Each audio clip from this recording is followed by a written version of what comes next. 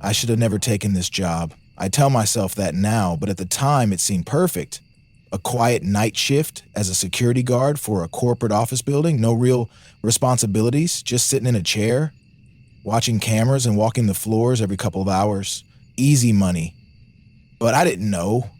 I didn't know about the 5th floor. The building was empty. It always was at this time. Employees left by 6, cleaning crew finished by 10. After that, it was just me and Miles, of silence. The first 2 patrols were normal. I took the elevator, walked each floor, checked doors, and returned to my little office on the ground floor. Then, at 1 a.m., the radio crackled. At first, just static. Then, "You shouldn't be here." The voice was soft, barely a whisper, but it came through my radio clear as day. I grabbed it off my belt. "Who is this?" Nothing. Just static. I checked the cameras. Nothing. No movement. No one in the building but me.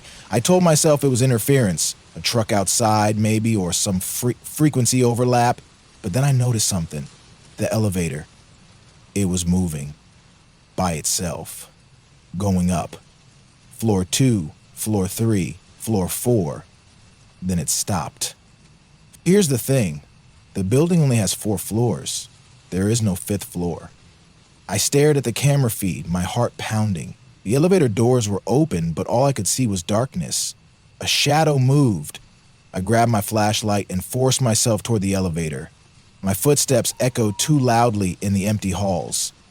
When I reached the elevator, my stomach clenched. The button panel had changed. The numbers looked wrong. The font was off, the spacing was unnatural, and now 5 was an option. My hand moved on its own.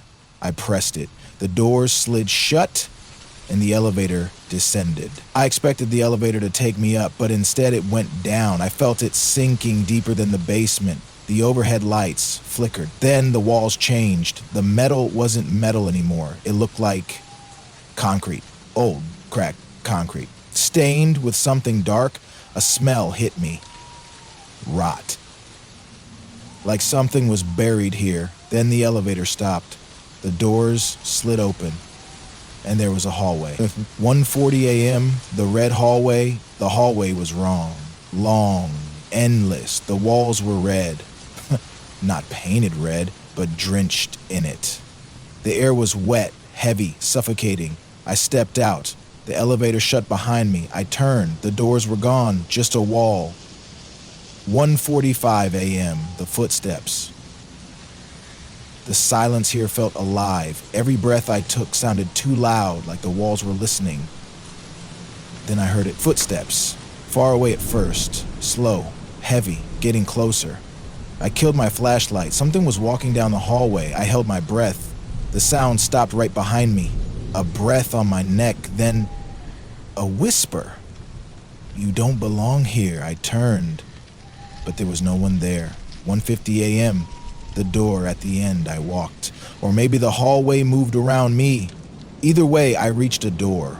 Old wood. No handle, just a peephole. Something moved behind it, a shape watching me. Then a knock. Soft. Rhythmic, like it was waiting. I put my eye to the peephole. Darkness. Then an eye opened on the other side. I stumbled back. The door creaked open, and a voice spoke from the darkness. "Come inside." 1:55 a.m. The thing that wore my face. I don't know why I walked in. The room was small, windowless, with a single chair in the center. Someone was sitting in it. And it was me. Same uniform, same face. But not me. The eyes were wrong. Too dark, too hungry. It smiled. "You been here before?" I shook my head. No, I haven't." It grinned wider. "Are you sure?" Then it stood up, and I saw its hands. Long. Wrong. Fingers too many. The thing that wore my face reached for me, and I ran. 2 a.m. The escape, I don't remember how I got out. I just remember sprinting. The hallway stretched on forever, but I kept running. Behind me, footsteps, laughter, my own voice whispering my name. Then, the elevator. I didn't question it. I just jumped inside and slammed the button. The doors closed.